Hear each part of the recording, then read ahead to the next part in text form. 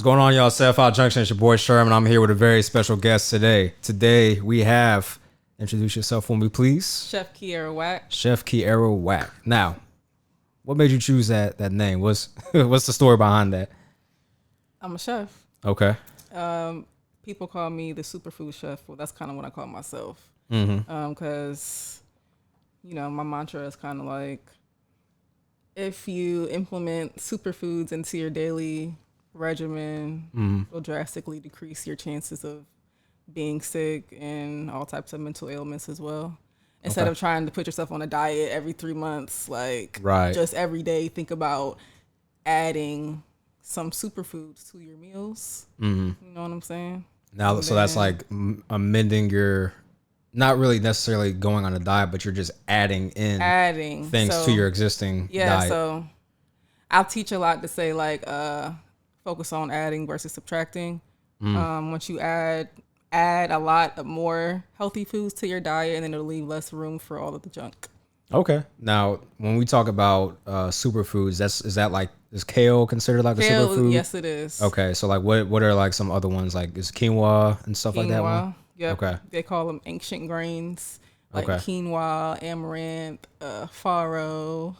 All of the dark leafy greens are pretty much superfoods. Okay. Avocado, of course, walnuts, salmon. Walnuts, salmon too? All of the dark wild caught salmon. Huh? Wild caught. Okay, I got you. All of the dark berries. It's like blackberries, blueberries. Yeah, Okay. Major. Okay. Dope. Now, you were deemed a Black mental health resource by Ebony Magazine. Let's talk a little bit about that. Like what was the background in that and how did that come about? That was from one of my first brands that I had a couple of years ago. Actually, it was like 6-7 years ago at this point. Called Relish Culinary Therapy, which was basically an online mental health resource for people. Okay. I was kind of like blogging, sharing recipes, sharing educational information about like food and like the news and like implementing it into your life and stuff like that. Okay. So that's dope. Now, did you see like a lot of success doing that, or is that something that you just kind of like, I want to do something different, so I'm going to kind of just shift away from that?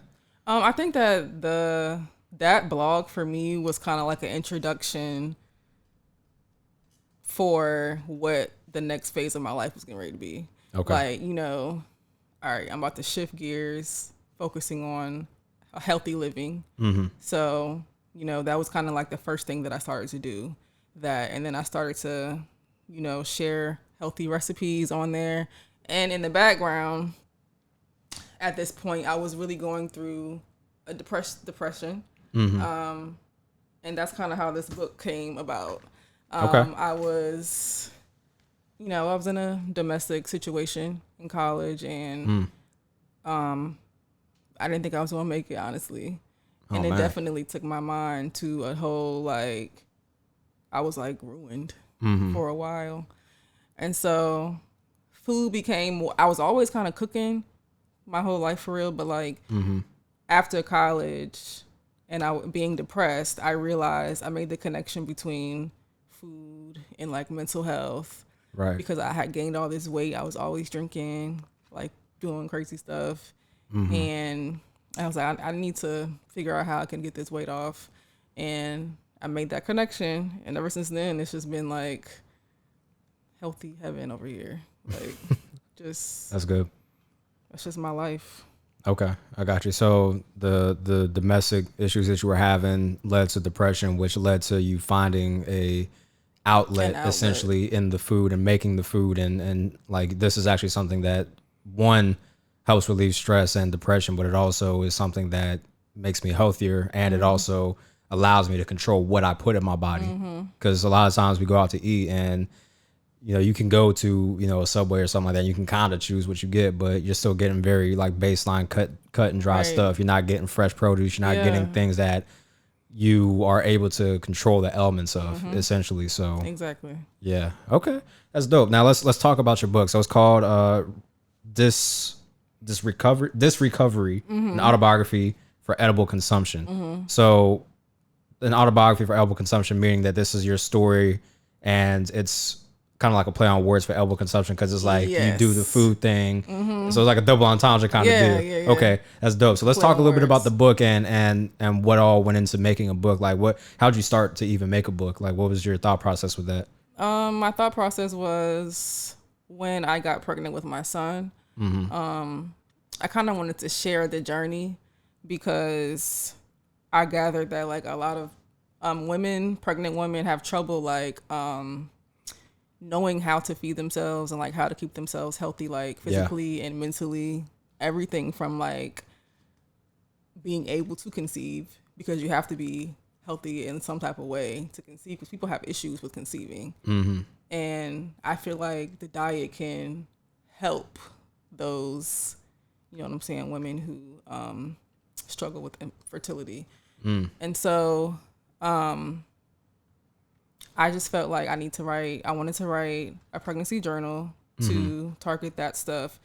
And then like in the background, tie it into like my story. Right. And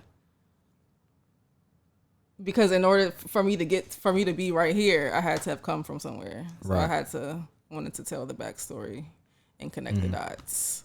Okay. And so that's how the book came about. Okay, that's dope. No, I mean, and that's definitely good information, because I have seen, you know, a lot of times women, they'll get pregnant, and it's just through my male lens, obviously, just seeing how, like, I'll go on social media and like recently pregnant women will be like, hey, you know, how do I, you know, make sure I'm healthy? How do I make sure that the baby's healthy? You know, I have these weird cravings. Should I give in to the cravings? You know, do I take the prenatal vitamins and all that other stuff? So, I mean, there's a lot of uncertainty, especially for newer moms. So the fact that you give that context and allow them to kind of have a clear state of mind, because like, okay, I know that this is going to help me, and this is going to help me either A, conceive, or B, while I am conceiving or have already conceived, excuse me, how to keep myself and my baby healthy. So that's definitely dope. And for me, like I was super anal when I was pregnant. Like I wasn't doing anything. Yeah. Like I was anal from what I was eating all the way down to what I was putting on my skin. Like I do CrossFit, so I was doing CrossFit the whole pregnancy. I see that's been like a recent like surge, like pregnant women doing like CrossFit and like all this like weightlifting and stuff. Like I've seen that a lot recently. Well, for me, I've been doing CrossFit for like 6-7 years. So okay, so that was just business as usual for you. It was normal for me. So I got you. They probably wouldn't suggest somebody who is not working out to just start doing CrossFit randomly when you're pregnant. So I'm pregnant, I gotta work out now. No, like people do that though. It's weird. But since I was already doing it, like my body's used to it. Okay. And all that. So I did it the whole time up to like 37 weeks, I think. Okay. Yeah. And you said you have a son, correct? I have a son. He just turned 2. Okay. Congratulations. Thank you. Absolutely. Thank you. What's motherhood been like? Amazing and very, very difficult transition at the same time. And that's one of the other things that I highlight in the book. Trimester 4 is what people don't really they don't think about. Like there's 3 trimesters when you're carrying the child, of course, but that period after you have the baby is trimester 4. Like when the baby's on the outside. Like because when you have a baby, like it's a life-changing experience. Like it's altering everything in your body. Right. And then also your brain, like everything is altered. And you also have another human being you gotta provide for, you know. So it's a lot of change that happens at one time. And I think for me, because I was already struggling with mental health before, I think that's probably why I was dealing with postpartum. Yeah. Or whatever. Okay. So, yeah. And I was just about to ask you about that, like postpartum depression. Like, did you deal with that? And what are some like tips for people that do have it? Definitely don't be afraid to ask for help. Don't, you know, when you go to the doctor, for like your 6-week check after you have the baby, they're going to start asking you like all these questions, like about like your mind and like how you feel and the kind of thoughts you've been having, basically trying to assess whether or not they feel like you have symptoms of anxiety or depression, postpartum depression. Right. And a lot of women take the surveys and they just lie. They're like, oh, I'm fine. Yeah. No, nothing's wrong. stuff like that. Right. I guess because they don't want to be put on medicine, or they don't want their doctor to suggest or to allude to any type of like medication. Right. So they're just like, I'm fine. I have a different perspective on that because I have a background in mental health. So I've seen like it firsthand, like the medication and how it does work. Like I understand like being like holistic and being like, you don't want to take this Western medicine, you know what I'm saying? Right. All this and that. But like, hey, if it works, it works. No, absolutely. And for me, absolutely, it works. Yeah, absolutely. So I'm able to function better. Like I can focus better. I can get stuff done. I'm productive. Like before, it was a struggle for me to get out the bed. Yeah. And be a mom, let alone like right. Do things for yourself. Do things for myself, and that I'm supposed to do and stuff. So I understand that. But I mean, everybody's different. Pregnancy and having a baby affects everybody's body different. So it's all a case by case. Yeah, because I was just about to ask, like, because I know like postpartum is like common, but is it like a guarantee, or is it just like it might happen? It's definitely not a guarantee. Okay. It might happen. It's that type of thing. Right, and then if it does happen, then obviously you would have to take measures to deal with that, whether that be medication or self-reflection. I mean, I don't know. Everybody deals with depression differently too. Everybody has their ways of how they handle their emotions and things like that. So, and then for me, the food thing is basically like how I deal with or how I control like my moods. So your brain and your gut are connected directly, right? So whatever you consume is going to manifest itself in your mind. So think about just like meat. I'm not even vegan, so I'm not even on that type of kick, but like think about just like meat, like the actual animal, like the stuff that they inject the animals with. Right. You're going to eat that when you eat the chicken that you cooked. And then you do all this stuff too. You know what I mean? I know. And then like this whole vegan kick now, it's like everybody wants to be vegan. And then like all of this, the companies in the grocery store, they're pushing all this vegan stuff, vegan that. And I'm like, you basically might as well just go ahead and eat the regular stuff because this stuff is just as processed as that is. Right. Because they're going to have to mass produce the vegan stuff just like they're going to have to mass. I mean, that's just inflation of humans in general, like we consume. So, yeah. You know what I'm saying? But people don't really understand. They just fall for the marketing tactics and they're just like, oh, vegan. Yeah, like, let me get this. Right. But I'm like, no, like, what does the ingredients even say? Right. What is that? What is it? No, you know I would say a good at least 98. I can confidently say that 98% of the population probably doesn't even read what's in the food. They don't.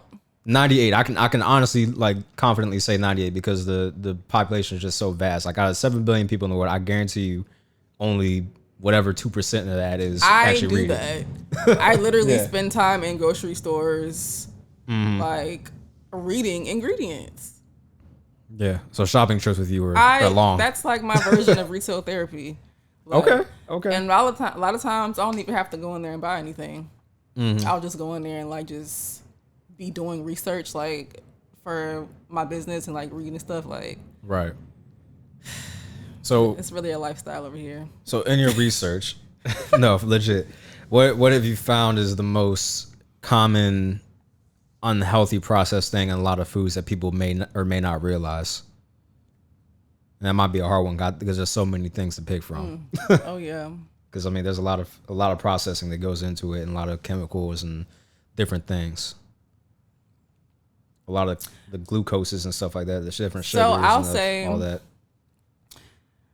A lot of things that people eat on a regular basis that they don't notice is probably terrible for them in the long run. And in the grand scheme of things, it's probably white carbohydrates. White carbohydrates. So like specifically like that, like white rice, white bread, white pasta, white anything. Okay. And what is that? What is the negative drawback of that? It's sugar. Okay. it hits your bloodstream and turns into sugar. Okay. It's fake sugar. Right. It's not real sugar. Okay. You know what I'm saying? Mm-hmm. So, for example, like white rice, basically like eating plastic. Like you might as well just. Oh, damn. Okay, so brown rice is the way to go. Right. You don't want to know why though? Because white rice. Because it's processed to get white. It's stripped of all of the nutrients that could have possibly been in it. Because the grain of rice itself is brown, correct? And then the white is like the starched or whatever the term is. That's why brown rice takes longer to cook. Mm-hmm. And then white rice cooks like. Yeah. I mean, it's stripped. Yeah. So I personally prefer brown rice. Not even just because of the health benefit, just the fact. I mean, I think it tastes better personally. Because white rice is just. I think it's plain. Like it's disgusting. I'm like I don't like this. I don't ever get white rice. If I can control it, I get brown rice if I can. Now sugar, that's the only like thing I really like. White sugar, like brown sugar and white sugar hit completely different. You know what I'm saying? Like for me at least. Yeah, like, I mean, but it's still sugar. Yeah, that's true. That's true. But think about how you feel after you eat like a pasta meal. Yeah. You get Don't you feel you get the like itis. You got the itis, Yeah. you wanna chill, you chilling, like Yep. you wanna lay down and shit like Take a nap.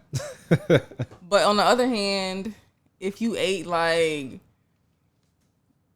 a superfood salad or something with kale, spinach and salmon and blueberries and nuts. Yeah. And then you drink like a smoothie with it. Well, you be powered up. Right. Be ready to go.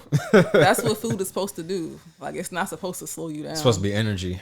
And that's why I feel like your diet really can control like the end for you.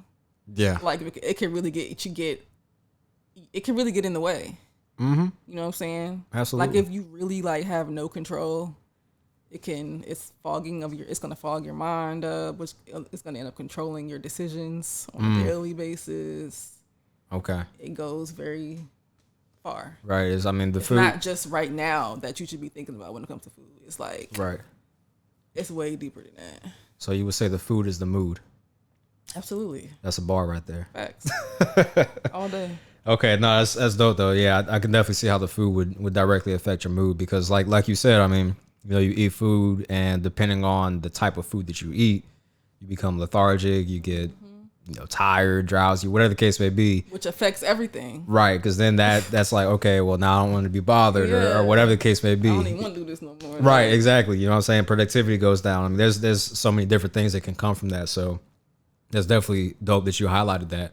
Now, what's your opinion on like juicing and stuff like that? Like, because obviously it's, it doesn't contain the fibers of the actual fruit and or superfood, but it does have like the juice from it. So what's your opinion on that? I definitely think that juicing is like a good reset button, like for the body in general. Like a detox kind of. Yeah. Definitely, it's a lot of sugar. So, I mean, granted, it's natural sugar, but it's still sugar. Right. So I wouldn't do it constantly, but great benefits. You get the nutrients like immediately. Right. They hit your bloodstream and you feel it like it's like a shot or something. Right. So like for me, like the way I equate to that, like, like when you haven't had water in a while and you take that first sip of water, you just kind of feel it like course through your chest. Down yeah, like that's like kind of what I equate, drinking the juice to. Yeah. Okay, that's dope. Yeah, because I was looking into like juicing and stuff like that, and got a juicer and all these other things, and now I'm starting to like go down this rabbit hole. Because I just do different things in life and try different things. Now I'm going down this coffee rabbit hole and trying different types of coffees and stuff. And I know coffee has been said to have health benefits, and it's also said to have its drawbacks as well, depending on what type of research or which side of the spectrum you look at. Obviously, how you drink the coffee too. If you load it up with sugar and creamer and all that stuff, naturally it's probably not going to be too good for you. But exactly. Yeah, if you drink your coffee like black, I believe, and you just get the straight like I see people stuff in the use beans that works. as like a pre-workout too, like because the caffeine. Because coffee. I mean realistically that's what the pre-workout is like. Coffee like mixed with a whole bunch of other stuff. Yeah, or caffeine or whatever. Right. Sure, I see people take energy drinks before work, and I'm like, you are asking for a heart attack. Crazy. Yeah, no, people make some interesting life choices for sure. But so in doing all this and making the book, like what's next for you? Like where you see yourself going in the next 5 years with this venture? In the next 5 years, I can probably see myself definitely have gone on a book tour or two. Okay. Probably writing another book. You know what it'll be about yet? Not sure yet. Not sure yet? I got a couple of ideas, but Okay. I'm probably going to end up writing a couple more. This is just the first. Okay. What's the next for me? I definitely want to travel,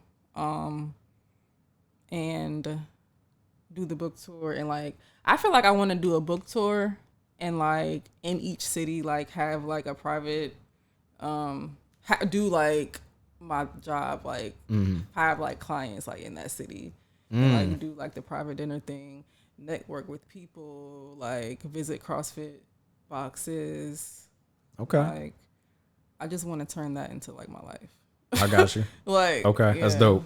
That's fire. I could I definitely don't want to see be that. stuck like, yeah, I'm a chef, but I don't want to be stuck like in front of like a stove all day. Right, long. you want to be like marginalized I into don't just wanna a do chef. that. Yeah, Right, like yeah. I feel like I have way more to offer No, than absolutely. just that. So. Absolutely, yeah. And I think like it depends on you as a person because a lot of people are comfortable doing one thing and just having that niche that they do, and other people don't want to be defined by that one thing and they want to do many other things. Or sometimes if you do one thing, you kind of get marginalized as just that, and it makes it more difficult for you to do other things. So Right. being versatile and having Yeah. multiple skill sets is definitely Definitely. definitely good to have for sure.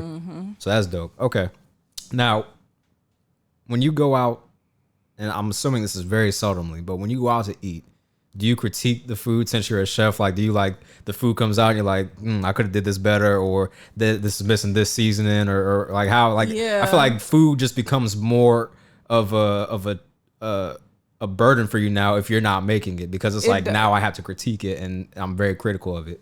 Yeah, I definitely hate spending money on food because I'm always gonna end up like, this was so not worth that. Like, I Right. could have just did this in like 5 minutes, and it would have tasted way better. But I go out to eat more than people probably think I do for that reason. Like, I like to like critique people or like food and like see what people restaurants are doing, and like I like doing that. Okay. You You wanna ollie It's a oop real quick? learning. It's a learning experience. So you wanna ollie oop real quick?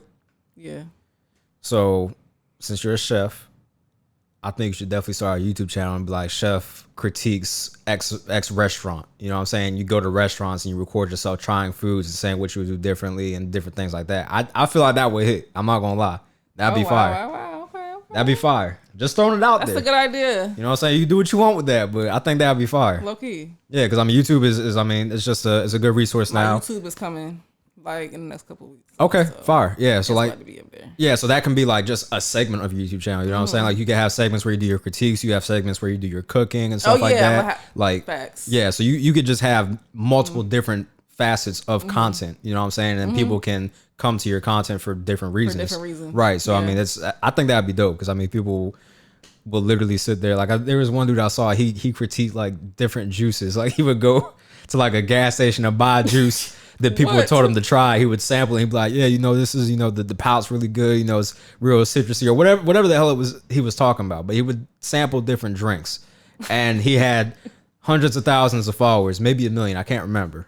But YouTube and content creation is the way of the future. So I feel like now in this day and age, not utilizing that for your talents is like a disservice to yourself because you can literally reach so many different people and just grow your business just off of that alone. So I definitely recommend that. That'd be dope. I would watch it too. So I appreciate that. No, for sure. That's dope. That's dope. Now, with you being a chef and with you cooking and different things like that, what is your favorite thing to cook? Like what is your go-to meal? I get this question so much and I never know what to say. You want me to categorize it by like breakfast, lunch, or dinner? Okay, yeah. Okay, so breakfast, what's your go-to?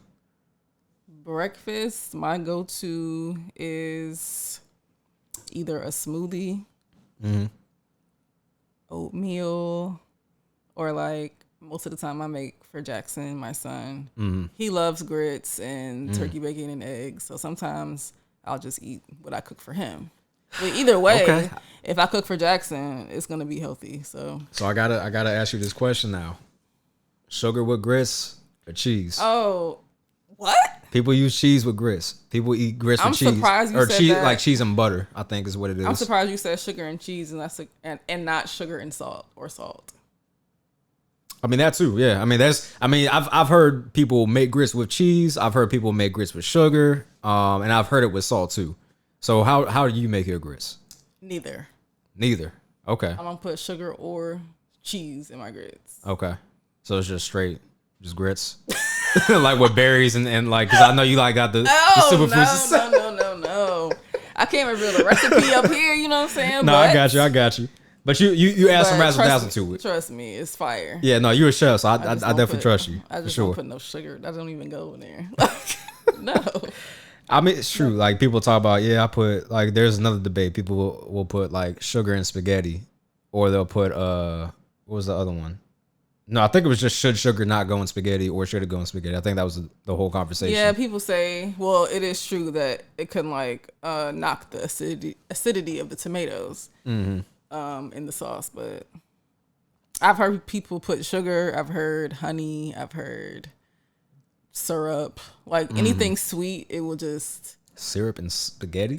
I've heard it. Oh man, because it's like nothing but sugar. Right, it's pure sugar. You know what I'm saying? So okay, it kind of does the same thing. Right, I got you. Okay, that's interesting.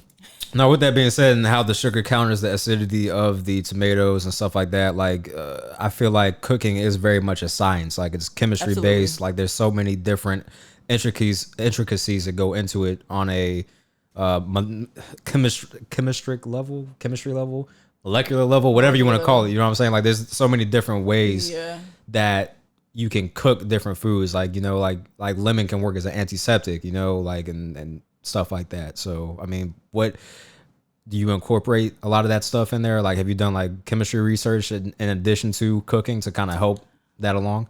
I do a lot of reading. I haven't necessarily done chemistry research, but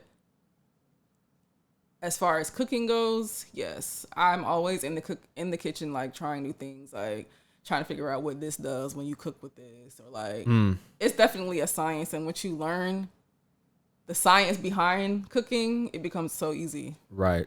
Yeah. It's like math. Like you get an equation, and once you figure out how to utilize that equation, how to use it, it's just plugging in the variables, and then you know you have your end product. Yeah. So people are always amazed, like, how did you?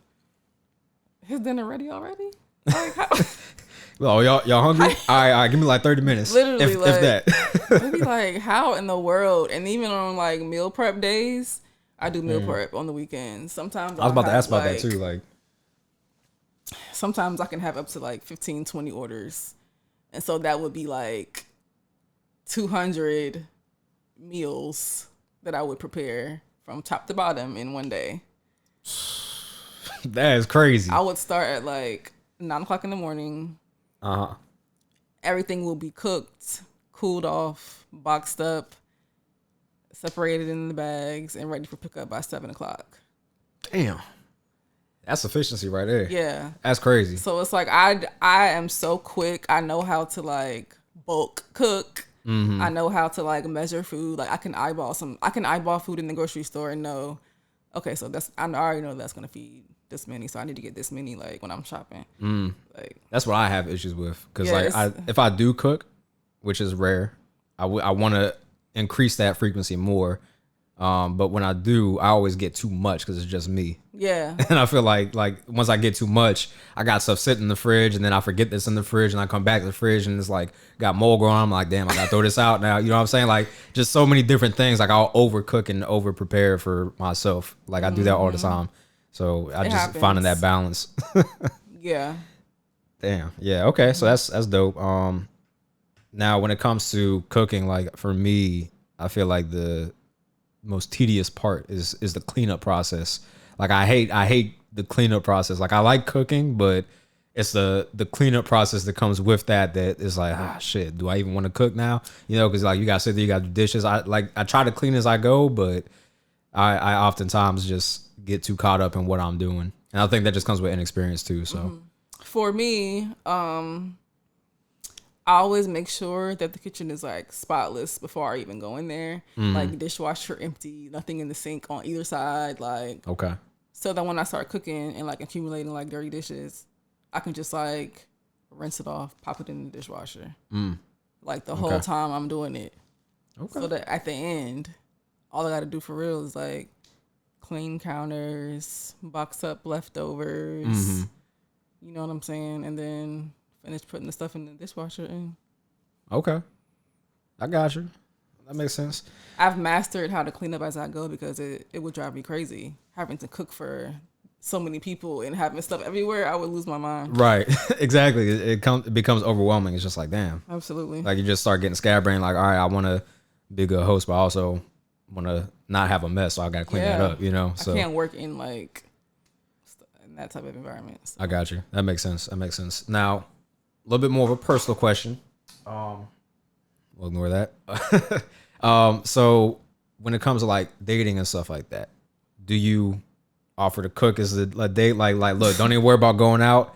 I got it. I can cook here. You know what I'm saying? I'll show you how a real meal is cooked. Yeah. Because that's a flex. That's me. Yeah, that's a flex. That's if we dope. together, I'm cooking your meals. Yeah, that's a flex for sure. Unless we going out to eat or something. Right, naturally. But then it becomes, a critique fest from you. And it's just like, damn. Yeah, that's one thing that they don't have to worry about is the food. So let me ask you this. Is there a place that you think is like almost flawless with their food as far as like for your palate and your standards, I guess? That's hard around here anyway. I like Kava. Kava? Okay. But I wouldn't go there every day. I got you. You know? Have you been to Food for Thought in Williamsburg? Definitely try them out. So and I'm not like a food connoisseur or a chef, so I my palate might not be expert enough to make this judgment, but their menu, what they have on there, like it's not a huge menu, but what they do have, like they do it very well. Like they have a cilantro lime chicken that's like marinated overnight. That's really good. They have a Jamaican jerk chicken that has like this mango salsa over top of it, but it's not like a liquid salsa. It's like actual just chopped up fruit over top. Their steak is really good as well. So I definitely recommend them though. Like they're one of the better restaurants in the 757 in my opinion. And it's off a bypass road, I think. Yeah, over by across the street from Chili's actually in Waynesburg. I don't know if you know where that's at, but it's up the street from the outlets essentially. Oh, word. Okay. Yeah. Okay. Yeah. Okay. Yeah, I definitely recommend them. They're really good. Hopefully I ain't blow the spot up, but Nah. No, I'm talking about for me because that's like my little spotlight to go to. So I ain't trying to see a whole bunch of Newport News people, you know what I'm saying, up in my spot because I'm like, damn. Dang, like it never used to be no line before. Right, exactly. No, because they do get busy though, because I guess they're popular in that area, so they do get busy from time to time. But I definitely recommend them. They got really, really good food. So I'm gonna have to add that to my list. Okay. Of places to go. So would you consider yourself like a foodie? Like I know people like have that term foodie where they like love food and they'll go try different foods regardless of where it's at. Dang, you got me. My mind is going on that idea you just planted. Oh, the YouTube one? The critique. Yeah. I'm telling you. I see so many different videos where it's like scientists reacts to. Okay, so I don't know. Do you watch anime at all? Okay, so there's actually a cooking anime, and it's called Food Wars, and they actually have like actual techniques for cooking and breaking down, and they basically compete with each other with cooking and stuff like that, and come up with different dishes. So a lot of those things are actually translatable to where you can actually cook it in real life. So for example, you could watch an anime and you could title it "Chef Reacts to Food Wars" or "Chef Recreates Specific Dish from Food Wars." Since you're a chef and you would know how to make it. And anime is getting a lot more popular now with, the youth. Chef and reacts to Food Wars. Yeah. So you could definitely use that as the video title, or Chef Recreates X dish from Food Wars, for example.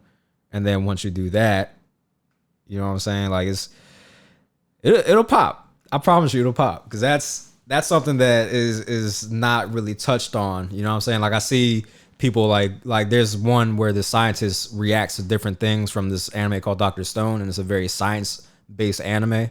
So he's like, okay, yeah, you can do that, or no, that's kind of a stretch or whatever.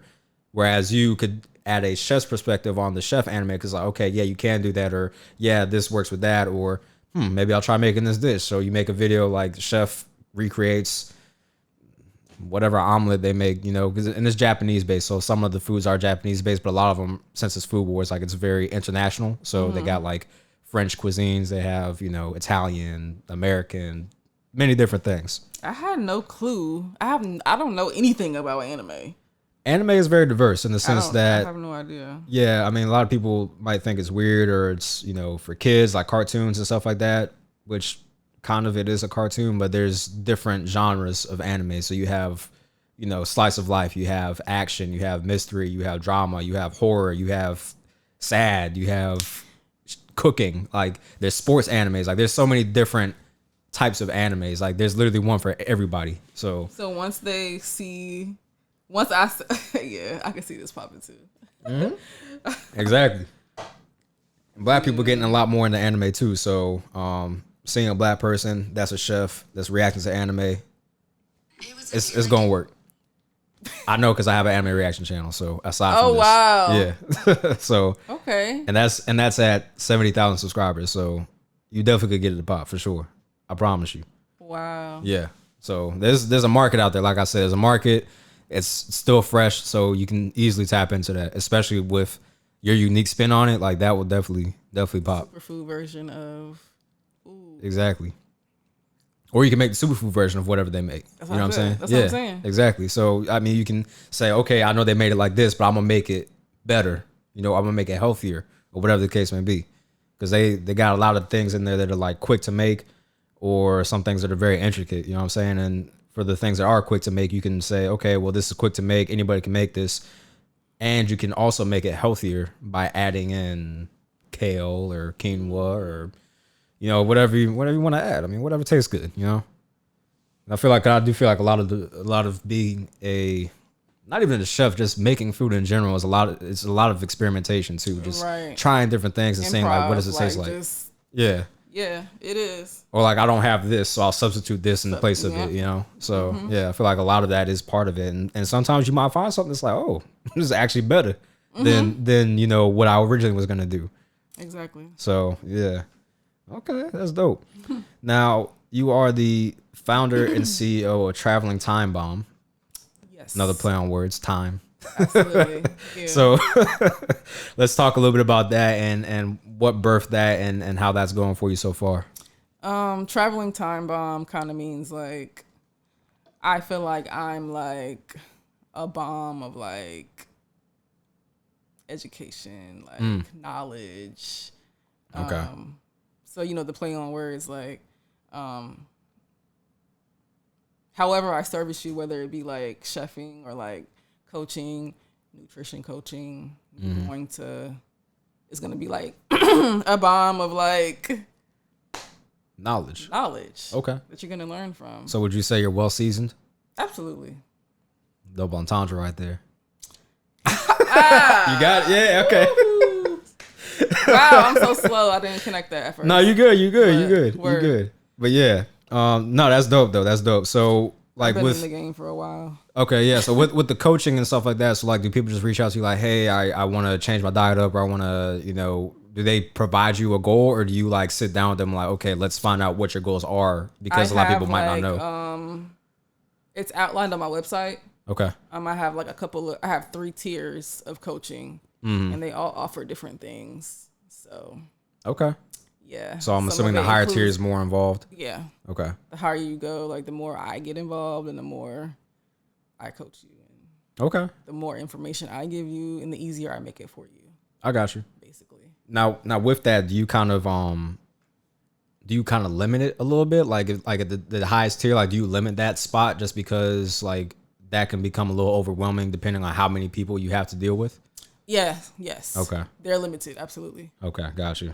Yeah. Cause I have something similar, on my side of the house, cause we do reactions, but we also have Patreon, and on Patreon, like, you know, people pay to support you monthly and stuff like that. But there's a tier where you can pay and you can react, or excuse me, you can suggest something for us to react to. But I had to limit that because like if too many people have that, we're just gonna be flooded with stuff to that we're recommended to react to. And it's just gonna be unrealistic to be able to keep up with that. So Right. yeah, you gotta. I mean, back to mental health, you got to make sure that you have a good balance between work and life, because you don't want to be doing too much work. Even if you love the work, you can still be overworked, So you got to find that balance between the two. At least that's what I've found in my short tenure doing this stuff. But right. Yeah. Okay. That's dope. All right. Well, I think we covered quite a bit. Do you have anything that you want to add, like on a concluding note, or anything that you want to add emphasis to? Follow me on Instagram, the Superfood ChefK. You can learn more about me and what I do at www.travelingtimebomb.com. Okay. And time is in the seasoning. As in the seasoning, THYME. Okay, got you. And then do you have any other social media like Twitter or anything like that? Instagram? Or no, you say Instagram, excuse me. I have Twitter. My Twitter is ChefK. Okay. Gotcha. ChefKWHACK. Do you use it a lot? Yeah. Okay. Not as much as I use Instagram. Okay, I got you. Okay. But I do get on there. Okay, word. All right, dope. Well, I want to thank you for giving me the opportunity to sit down and, chop it up with you. Also, shout out to, Quinnell. He definitely helped orchestrate this. Shout out that's to my Coach guy. Q. Yes, sir. But yeah, no, I definitely am humbled, and I'm glad you were willing to give me the opportunity to sit down, interview you about what you do. So that's dope. I appreciate that. Thank you so much for having me. Absolutely. All right, y'all. Make sure y'all go ahead and go to her Instagram. So make sure y'all go ahead and follow ChefK on all social media platforms. Make sure y'all go ahead and check out her business. Get some consulting while you're at it, because she definitely has the guideline, the blueprint, all that stuff. Get some meal prep, all that. Get some CrossFit advice too. That she be doing that too. Nah, it's definitely dope having you. I appreciate you once again. Thank you so much. All right. Thank you. Absolutely. 75Junction out. Appreciate y'all.